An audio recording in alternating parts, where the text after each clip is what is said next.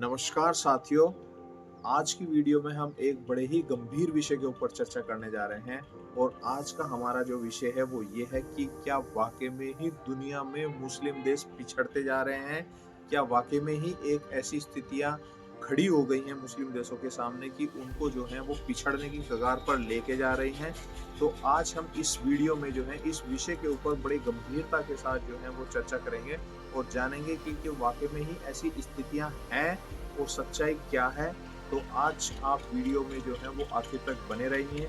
Video को ज़्यादा से ज़्यादा शेयर करें, सब्सक्राइब करें और लाइक करें। तो चलिए शुरू करते हैं आज की वीडियो और आज के विषय को। जैसा कि हमने इस बारे में जिक्र किया कि क्या वाकई में ही दुनिया में मुस्लिम देश जो हैं वो पूरी तरीके से पिछड़ते जा रहे हैं? क्या दुनिया ने मुस्लिम देशों को अलग अलग कर दिया है? तो जैसा कि आप सब लोग जानते हैं कि दुनिया में लगभग 50 से 55 मुस्लिम देशों की संख्या ऑफिशियली आधिकारिक रूप से जो है वो मानी जाती है कि लगभग जो है पूरी दुनिया में 50 से 55 देश जो हैं वो मुस्लिम देश माने जाते हैं, जिनको पूरी तरीके से जो है वो जो इस्लामिक गणराज्य माने जाते हैं। तो इसमें आप चाहे एशिया की बात करें, वो चाहे अफ्रीका की बात करें, मध्य पूर्व की बात करें, और या कुछ ऐसे देश भी हैं, ऐसी कुछ जग देश भी हैं जहाँ पर जो है यूरोप के में भी जहाँ मुस्लिमों की संख्या है। लेकिन आज हम जो बात करने जा रहे हैं वो बिल्कुल एक स्पेसिफिकली जो हम बात कर रहे हैं वो उन देशों की बात कर रहे हैं जो पूरी तरीके से जो है वो इस्लामिक देश हैं, मुस्लिम देश हैं। तो अगर हम आप इस विषय को हम जैसे ही शुरू कर रहे हैं तो हम अपने पड़ोस की अगर बात करते हैं तो पड़ोस में हमारे जो है वो पाकिस्तान है और बांग्लादेश है। तो बांग्लादेश और पाकिस्तान की स्थिति आज के समय में क्या स्थिति है? क्या वहाँ पर हालात पैदा हो गए हैं? पाकिस्तान को तो आईएमएफ जो दुनिया की एक ऐसी संस्था है जो पूरी दुनिया में देशों को लोन देती है, उसने लोन देना भी बंद कर दिया है और उसने लोन देने के लिए पूरी तरीके से मना कर दिया है। आज की स्थिति में जो है वो पाकिस्तान में अगर हम बात करें तो आटे की जो एक कीमत मानी जा रही है वो 400 से 500 रुपए किलो आटे की वहाँ पर कीमत है। और फल और सब्जियों की स्थितियां तो ऐसी हो गई हैं कि जो वहाँ पर मध्यम वर्ग है उसकी भी पहुँच में वहाँ पर फल और सब्जियां नहीं आ रही हैं। जो वहाँ पर एक अमीर स्थिति में जो एक अमीर स्थिति में वहाँ पर आदमी है जिसके पास पैसा है, वो ही वहाँ पर जो है फल और सब्जियों का अब एक आनंद ले सकता है। दूसरी स्थिति ये है कि पाकिस्तान जो है अब पूरी तरीके से जो है आतंकवाद के गिरफ्त में आ चुका है। और अभी हाल ही में आपने भी देखा होगा कि वहाँ पर जो है कई सारे बम धमाके भी हो गए हैं। तो पाकिस्तान पूरी तरीके से एक इस्लामिक देश है और इसीलिए हम ये कह रहे हैं कि अब ये जो लगभग 22 से 23 करोड़ की आबादी वहाँ पर मुस्लिमों की रहती है, लेकिन अगर हम बात करें 80 से 90% वहाँ पर जितने भी मुस्लिम लोग रहते हैं वो पूरी तरीके से जो है एक ऐसी विकट स्थितियों का सामना कर रहे हैं, वहाँ पर इतनी परेशानियों का सामना कर रहे हैं कि जो दैनिक जीवन में इस्तेमाल होने वाली जितनी भी चीज़ें हैं, वो चाहे राशन है, वो चाहे बिजली है, वो चाहे और सारा सामान है, स्कूल है, फीस है, जितनी भी सारी चीज़ें हैं, अब वहाँ पर मध्यम वर्ग के जो जितने भी लोग वहाँ पर रह रहे हैं, वो उनकी पहुँच से बाहर चली गई है। अब उसके बाद हम बात कर रहे हैं, हमारा ही एक पड़ोसी देश है बांग्लादेश, जो कि पाकिस्तान से ही अलग हुआ था, जिसको एक समय में पूर्वी पाकिस्तान भी हम कहते थे। तो बांग्लादेश में भी आज की स्थिति में जो है वो ऐसी स्थिति पैदा है लोगों के सामने कि वहाँ पर जो है एक तो तख्ताशाही वहाँ पर हो गई है, तानाशाही हो गई है, वहाँ की सरकार का जो है वो तख्ता पलट हो गया है और तख्ता पलट होने के बाद वहाँ पर जो है अब वो ऐसी स्थितियाँ पैदा हो गई हैं वहाँ लोगों के सामने कि अब वहाँ आर्थिक रूप से, हालांकि बांग्लादेश जो है वो पहले अब एक आर्थिक रूप से बड़ा बहुत तेजी से शेख हसीना के टाइम में बड़ी तेजी से विकास करने की स्थिति में बना हुआ था और विकास कर भी रहा था। बांग्लादेश में जो है वो कपड़ा उद्योग जो है और जो एक शिप उद्योग जो है वहाँ पर नए पानी के जहाज भी बनाए जा रहे थे, छोटे बच्चों के कपड़े भी बनाए जा रहे थे। उन कपड़ों को जो है वहाँ पर यूरोप में, अमेरिका में वहाँ से भेजा भी जा रहा था। लेकिन ऐसी स्थितियाँ कट्टरपंथियों ने वहाँ पर पैदा कर दी हैं कि वहाँ अब जब से शेख हसीना का तख्ता पलट हुआ है तो पूरी तरीके से वहाँ की जो आर्थिक स्थिति है, जो वहाँ की इकोनॉमी है, वो पूरी तरीके से चरमरा गई है। अब हम एशिया से चलते हैं मध्य पूर्व की तरफ, हम मिडिल ईस्ट की तरफ। अब मिडिल ईस्ट में आपने देख रहे हैं कि क्या स्थिति पैदा हो रही है। जब से ये जो है इजराइल फिलिस्तीन का युद्ध शुरू हुआ है, तब से पूरे मिडिल ईस्ट जो है वो पूरी तरीके से अशांत हो गया है, पूरी तरीके से डिस्टर्ब हो गया है।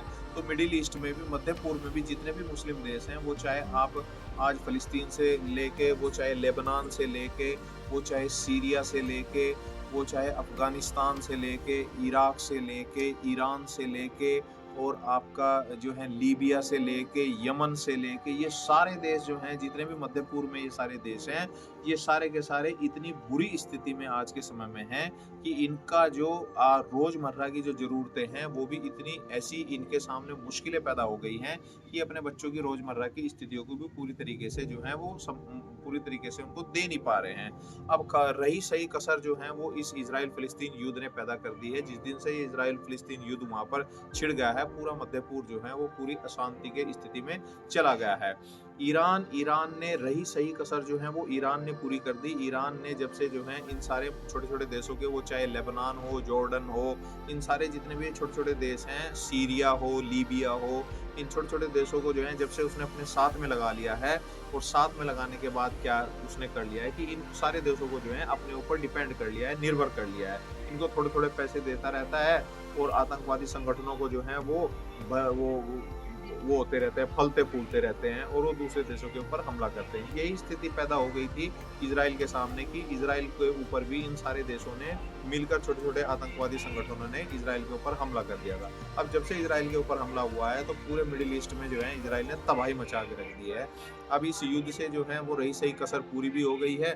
अब ये युद्ध जो है वो फ़िलिस्तीन से शुरू होके लेबनान तक पहुँचा और लेबनान से शुरू होके ईरान तक पहुँचा।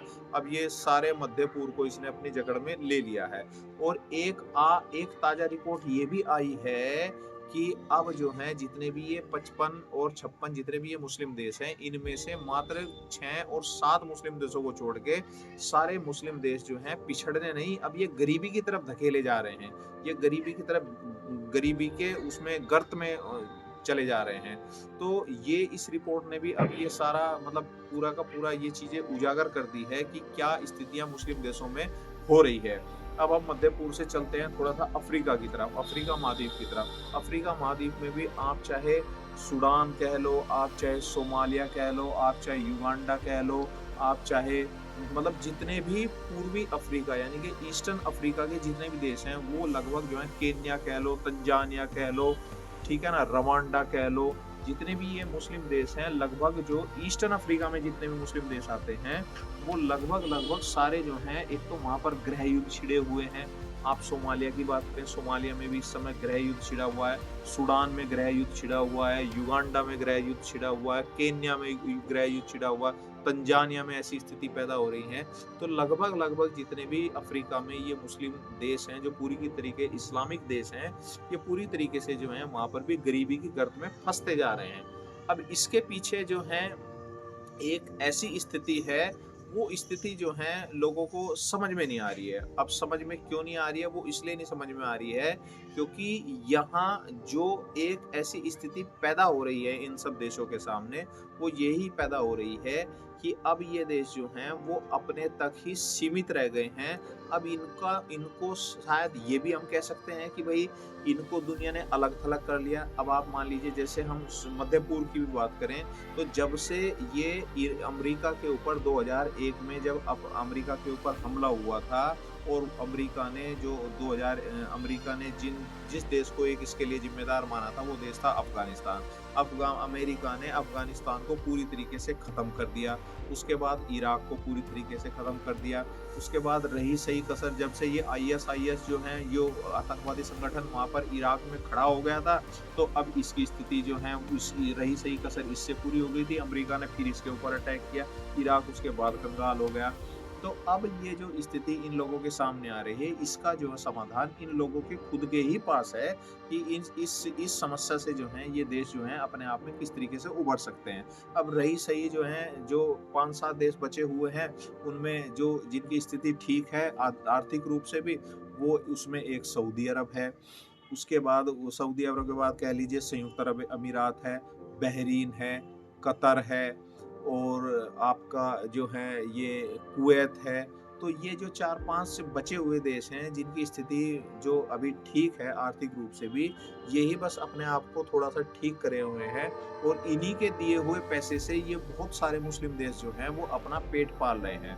बहुत सारे कर्ज़े जो हैं वो सऊदी अरब जो है पाकिस्तान को देता है, बांग्लादेश को देता है और उसके बाद हम अगर फ़िलिस्तीन की बात करें तो फ़िलिस्तीन में जो हमास संगठन है उसको पूरी तरीके से पालने वाला कोई अगर ज़िम्मेदार देश है वो कतर है। क्योंकि हमास का तो जो हेड ऑफ़िस है वो भी कतर में ही है। वहाँ की सरकार जो है पूरी तरीके से जो है हमास के जितना भी खर्चा है, जितना भी पानी है और हमास जो है फ़िलिस्तीन में जिस एक हिस्से में जो है राज करता है, उस हिस्से में उसके सारे कर्मचारियों की जो महीने की तनख्वाह होती है, वो भी कतर से ही आती है। तो इसीलिए जो है ये सब अब 5-6 देशों के द्वारा पाले जा रहे हैं और कुछ नहीं है इनके पास। तो इसीलिए जो है आज हमने इस वीडियो में इस पूरे जो विषय पर, इस पूरे टॉपिक के ऊपर जो हमने ये चर्चा की, इसमें हमने ये जानने की स्थिति की कि भले ही ये 55-56 हो, लेकिन इनके पास ताकत कुछ नहीं है। ये बिल्कुल ताकत विहीन एक तरीके से जो है वो समूह है ये। तो इसीलिए लोगों को लगता है कि भई ये 55-56 देश हैं, ये इतने ताकतवर हैं, ये है। इनमें ताकत कुछ नहीं है। लगभग जो है इनमें से 40 से 45 देश तो वो ऐसी स्थिति में हैं आज की डेट में कि ये अपना जो है 3 टाइम की रोटी भी पूरी नहीं कर पा रहे हैं। बची 5-7 देशों की बात, वो 5-7 देश ऐसे हैं जो इनको दान में पैसा दे रहे हैं। उससे इनकी जो है रोज़मर्रा की जो स्थितियाँ हैं, रोज़मर्रा की जो ज़रूरतें हैं, रोज़मर्रा का जो इनका भी सब कुछ है वो चल रहा है। तो इसीलिए जो है आज हमने इसी बात को लेकर ये चर्चा की। हो सकता है आपको वीडियो पसंद आई हो और आप भी इस बात को समझते होंगे, आपके भी दिमाग में इस बात को चल रहा होगा कि भई हाँ, ये इतने 55-56 देश हैं और ये ताकत है, ये है, वो, ये कुछ भी नहीं ताकत है। ये बस ताकत जो है इनके पास, वो ताकत जो है एक तरीके से कह सकते हैं कि भई संख्या की तो इनके पास संख्या तो है, लेकिन उसके बाद जो है ये वैसी ताकत कोई नहीं है इनके पास कि भई जिससे जो है ये दुनिया में किसी तरह की स्थितियों को बदल दें।